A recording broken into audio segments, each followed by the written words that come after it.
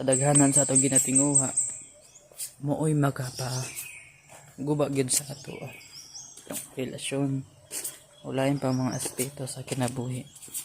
Karon ako i-share nga verse sa inyo ug mao ang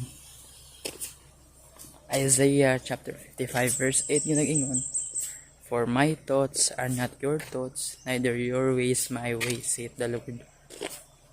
O kana nagpasabot nga kita wala gyud masahi doon sa pamaagi sa Ginoo, iyang hunahuna, o pero kita one thing nasayod nga mas maayo gyud ang iyang pamaagi ug yun hunahuna kaysa ato.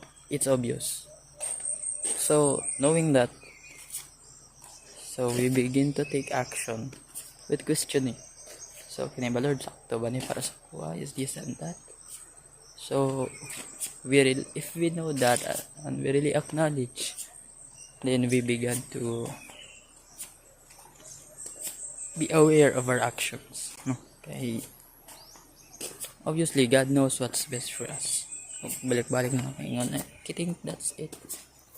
And hopefully, makagather kong ideas. Happy din akong i-share sa inyo na makatabang o applicable sa atong tanan. God bless. That's it. Thank you for watching.